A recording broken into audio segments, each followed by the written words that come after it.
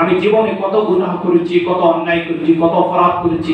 আমার অপরাধের কথা বাবা জানে না, আমার অপরাধের কথা মায়া জানে না, আমার অপরাধের কথা সমাজ জানে না, আমার অপরাধের কথা ব্যক্তি জানে না, আমার অপরাধের কথা আমার নেতা জানে না, আমার অপরাধের কথা আমার নেত্রী জানে না। আল্লাহ তুমি তো রহমান, তুমি তো রহিম, তুমি তো গফফার, তুমি তো গফুর, তুমি তো যুল জালালি ওয়াল ইকরাম। আল্লাহ তুমি তো জানো যেদিন বিশাল বিস্তৃত মাঠ যেদিন তৈরি হবে, যেদিন পৃথিবীর কোটি কোটি মানুষ যেদিন একত্রিত হবেন, আয় আল্লাহ তাআলা সেদিন তুমি আমাদেরকে শাস্তি দিও না।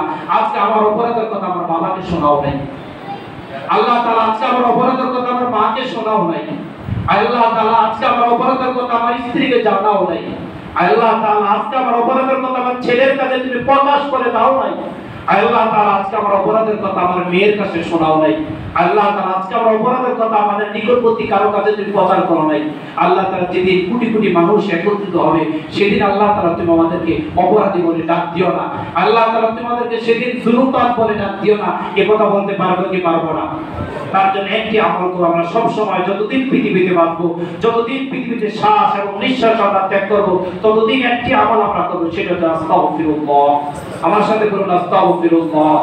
চোখের কোন এক ফোঁটা পানি আনার চেষ্টা করুন, বলুন আস্তাগফিরুল্লাহ, আস্তাগফিরুল্লাহ, আস্তাগফিরুল্লাহ। যখনই অপরাধ করে ফেলবেন সাথে সাথে বলুন আল্লাহ তাআলা আমি অপরাধী, আল্লাহ তাআলা আমি ক্ষমা প্রার্থী, আল্লাহ তাআলা আমি গুনাহ করেছি, তুমি আমাকে মাফ করে দাও, আল্লাহ তাআলা আমি সরি, আমি নিজেকে স্বীকার করছি আমি গুনাহগার।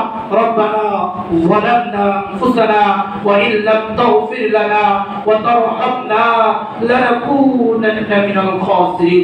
আল্লাহর কাছে ক্ষমা চান, আল্লাহর কাছে মাফ চান, আল্লাহর কাছে বিনয়ের সুরে বলুন আল্লাহ তাআলা আমি অন্যায় করেছি, আমি অপরাধ করেছি, তুমি আমাকে মাফ করে দাও। তোমার কাছে আমি সারেন্ডার হয়েছি, তোমার কাছে আমি দু হাত জোড় করেছি, আল্লাহ তাআলা তুমি আমাকে মাফ করে দাও।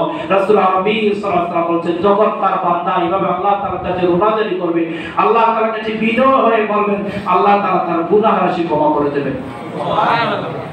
শুধু তাই নয়, কোন শান্তি সূরা ফুরকানের মধ্যে আল্লাহ তাআলা বলেছেন, ইল্লা মান তাবা ওয়া আমানা ওয়া আমিলা আমালান সালিহা ফাউলাইকা ইউবাদদিলুল্লাহু সাইয়্যাতিহিম হাসানাত। কোন বান্দা যদি ফিরে যদি আসে, কোন বান্দা যদি তওবা যদি করে, আল্লাহ তাআলা তার গুনাহ রাশিগুলো ক্ষমা করে দেবেন। সুবহানাল্লাহ কয় না? ইউবাদদিলুল্লাহু সাইয়্যাতিহিম হাসানাত। আল্লাহ তাআলা তার গুনাহ রাশিগুলো মাফ করে নেক দ্বারা পরিবর্তন করে দেবেন। সুবহানাল্লাহ। তাহলে আমরা সব সময় আল্লাহ তাআলার কাছে ফরিয়াদ করব, আল্লাহ তাআলা তুমি আমাদেরকে ক্ষমা করো, তুমি আমাদেরকে মাফ করো। আল্লাহ তাআলা আপনার মনের আশা, মনের আকাঙ্ক্ষা, মনের যত বেদনা রয়েছে সকল কিছু আল্লাহ তাআলা দূরীভূত করে দেবেন। বলছি আল্লাহুম্মা আমিন।